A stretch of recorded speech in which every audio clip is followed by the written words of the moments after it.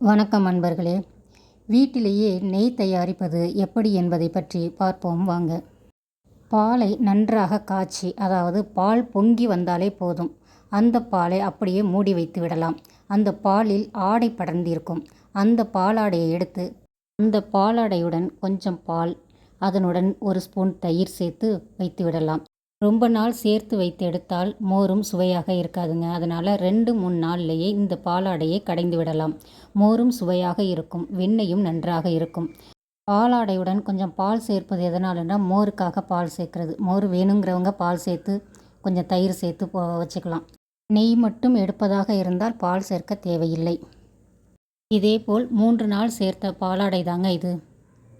இந்த பாலாடையை மத்தாலையும் கடையலாம், மிக்சிலையும் அடித்து வெண்ணெய் எடுக்கலாம். இது மாதிரி மிஷின் வைத்தும் வெண்ணெயை சுலபமாக கடைந்தெடுக்கலாம். ஐஸ் தண்ணீர் ஊற்றி கடைந்தால் நன்றாக வெண்ணெய் திரண்டு மேலே வரும். இது காலை நேரத்தில் தான் வெண்ணெய் எடுக்க வேண்டும். வெண்ணெய் எடுக்கும் போது 1 மணி நேரத்திற்கு முன்னதாக ஃப்ரிட்ஜிலிருந்து எடுத்து பாலாடையை வெளியில் எடுத்து வைத்து விடவும். இந்த வெண்ணெயை ஐஸ் தண்ணீரில் போட்டு நன்றாக சுத்தம் செய்து தண்ணீரை வடிகட்டி எடுத்து விடுங்கள். பாருங்க, வெண்ணெய் எவ்வளவு வெள்ளையாகவும் நிறைவாகவும் இருக்கிறது. காரணம், இது எருமை மாட்டுப்பால்.